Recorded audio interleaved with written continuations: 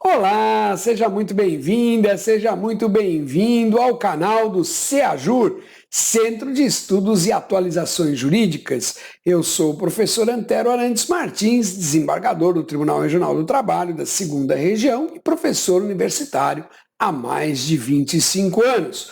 O nosso canal é um canal destinado a difundir conhecimento em direito e processo do trabalho. Muito bem, hoje nós vamos falar aqui no CEAJUR sobre as formas alternativas de solução dos conflitos trabalhistas. Quer dizer, que maneiras os conflitos trabalhistas podem ser solucionados para além da jurisdição, para além do ingresso de uma ação judicial perante o poder judiciário, não é? Mas antes disso, se você não é inscrito no canal, inscreva-se no canal, deixa aí o seu like, ative o sininho, que é para você receber as notificações dos próximos vídeos aqui do canal do CEAJUR. Combinado? Bom, muito bem. Vamos lá. Os conflitos podem ser resolvidos por autotutela, autocomposição e heterocomposição. Auto vem de próprio, tutela, proteção. Autotutela significa a proteção do direito pelo próprio interessado, usando as suas próprias forças. E neste caso, é preciso dizer que o direito brasileiro repudia, em regra, repudia a autotutela. A autotutela é, inclusive, ato tipificado no Código Penal como exercício arbitrário das próprias razões. Então vamos deixar bem claro que, por regra, o direito brasileiro proíbe, repudia a autotutela, porque a autotutela nada mais é do que a imposição do mais forte sobre o mais fraco. E não é isso o que se espera de um Estado democrático de direito. Mas o direito brasileiro admite, excepcionalmente, nos casos expressamente autorizados por lei, o uso da autotutela em determinadas situações, da defesa do direito pelo próprio interessado. Uma dessas situações que o direito admite e regulamenta a autotutela nas questões trabalhistas é a situação do direito de greve. A greve é a paralisação voluntária dos trabalhadores na prestação de serviços, com a finalidade de demover a resistência do empregador em conceder os direitos que estão sendo vindicados. Então, naquele conflito de interesses, existe uma pretensão resistida. Os trabalhadores manifestam a pretensão, o empregador diz, não vou atender esta pretensão. E a lei autoriza esses trabalhadores, mediante determinadas condições, a fazerem a greve, paralisarem o trabalho, a fim de demover o empregador desta resistência, de fazer com que o empregador aceite aquilo que os empregados estão reivindicando. Este é um exemplo de autotutela nos conflitos trabalhistas. Neste caso, conflito coletivo de trabalho, tá certo? Mas são raros, como deve mesmo ser, porque num Estado democrático de direito, repita-se, não há interesse na autotutela como forma de pacificação dos conflitos sociais. Bom, muito bem. Depois nós vamos para autocomposição. Auto, de novo, próprio. Composição é solução. Autocomposição é a solução do conflito pelos próprios envolvidos, não é? E neste tópico, autocomposição, nós temos uma diretriz, um direcionamento bastante distinto. Se o conflito é coletivo, o direito, a Constituição Federal e todo o ordenamento jurídico incentiva a solução do conflito pela autocomposição, através da negociação coletiva, que irá produzir uma convenção coletiva de trabalho ou um acordo coletivo de trabalho, conforme o caso. Então, nos conflitos coletivos, a autocomposição é, sem dúvida nenhuma, uma medida incentivada, desejada, né, pelo ordenamento jurídico constitucional e infraconstitucional. Mas quando a gente fala de conflitos individuais, quer dizer, um trabalhador individualmente considerado com o seu empregador, a autocomposição já não encontra lá tanto incentivo. Há um certo repúdio, há um certo temor na solução por autocomposição, porque o empregado ele é hipossuficiente, então ele não está em condições de negociar com o empregador. Veja que quando eu estou aqui falando de autocomposição individual, eu não estou falando do acordo dentro do processo, porque o acordo dentro do processo é uma solução que acontece mediante a sentença do juiz que homologa o acordo. Aí é heterocomposição, é outra conversa. Nós estamos falando do acordo fora do processo, do acordo quando não existe processo. Então, de regra e tradicionalmente, o direito brasileiro sempre viu com muitas ressalvas os acordos que fizessem empregado e empregador sem a participação do Poder Judiciário. A reforma trabalhista trouxe essa possibilidade de que empregado e empregador possam, cada um com um advogado diferente, possam sim chegar a um acordo e uma conciliação e submeter esta conciliação ao crivo judicial. Mas ainda assim precisa submeter ao crivo judicial para que tenha força de impedir que esse conflito se postergue futuramente. E aí existem várias discussões sobre o alcance desta homologação, desta possibilidade de homologação, e nós já falamos disso num outro vídeo lá no passado, não é verdade? Bom, além da conciliação como autocomposição, também se considera a autocomposição a mediação. O que é a mediação?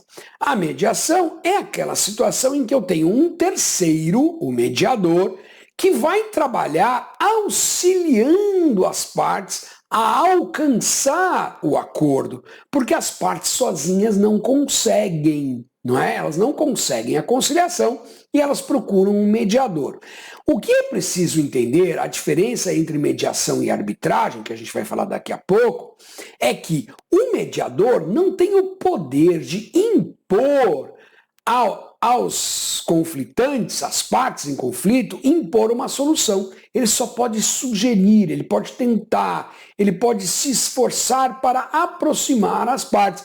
Mas se elas não conseguirem chegar a uma solução, ele diz, bom, tá bom, então não tem solução, vocês vão procurar outro caminho, que a mediação não deu certo, diferente do árbitro, como nós veremos daqui a pouco.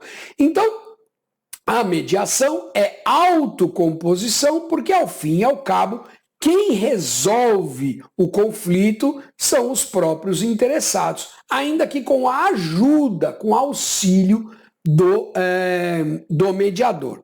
Tá certo? Bom, e aí, por fim, a gente chega na heterocomposição. Hétero significa diferente, composição, solução. Heterocomposição é a solução imposta por alguém que é diferente do conflito, um terceiro que não está envolvido no conflito. Não é? A heterocomposição pode ser pública, que é a jurisdição, não é o nosso assunto hoje, ou pode ser privada, que é a arbitragem. Então, as partes elegem a arbitragem como um caminho para a solução dos conflitos. De novo, para os conflitos coletivos, a arbitragem, ela é perfeitamente aplicável. Está prevista na Constituição Federal, artigo 114, parágrafo 1º, e ela é perfeitamente aceitável. Para os conflitos individuais, sempre houve muita resistência. Por quê? O empregado sendo hipossuficiente, ele então não estaria em condições de negociar uma cláusula compromissória de arbitragem com o seu empregador, né? O empregado sendo hipossuficiente, obviamente que vai negociar uma arbitragem por equidade, que o árbitro não precisa seguir a lei, e o árbitro vai ser o amigo do empregador. E Para acionar a arbitragem, precisa pagar uma fortuna para o árbitro, ou seja, o empregado estaria impedido de exercer os seus direitos e, se tivesse condição de exercê-los, ainda que pagando o árbitro decidiria em favor do empregador. Então, sempre se entendeu que a arbitragem era incabível na solução dos conflitos individuais do trabalho. Entretanto, a reforma trabalhista trouxe um dispositivo, eu estou deixando tudo aqui no descritivo, dizendo que para o trabalhador que ganha mais que um determinado valor e que é portador de diploma de nível superior, a cláusula de arbitragem a convenção de arbitragem pode ser realizada, a cláusula compromissória de arbitragem pode ser realizada. Mas é preciso entender esse dispositivo da CLT em conjunto com o artigo 4º da Lei de Arbitragem. Esse artigo 4º da Lei de Arbitragem, já referendado pelo STJ para as relações de consumo, onde o consumidor também é hipossuficiente, ele diz que nos contratos de adesão, a cláusula compromissória de arbitragem só vale se, opção A, o árbitro for instaurado pelo aderente, pelo hipossuficiente. Então, só se o empregado dissesse, olha, arbitragem, eu quero que você atue.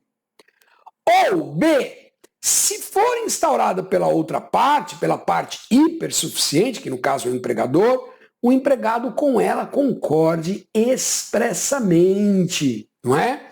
Isso significa que mesmo que o empregado faça uma cláusula compromissória de arbitragem, sendo portador de nível superior e tendo lá o seu salário superior ao dobro do teto do regime geral da Previdência Social, mesmo que essas condições estejam presentes, o empregado pode simplesmente entrar com uma ação judicial. Por quê? Ele não provoca a arbitragem e, ao entrar com a ação judicial, ele obviamente manifesta o seu desinteresse pela arbitragem. E pronto, é o que basta para que a cláusula compromissória de arbitragem seja ineficaz, tá certo? Então, é até possível, né, a arbitragem, mas com essas restrições. Antero, e qual a diferença da arbitragem para a mediação? Eu disse agora há pouco. Se uma arbitragem for validamente instituída e as partes não chegarem ao acordo, o árbitro nomeado ele irá produzir uma sentença arbitral, ou seja, ele irá impor a solução do conflito às partes conflitantes, tal e qual faz o juiz, só que o árbitro é privado e o juiz é público. Mas o efeito é o mesmo.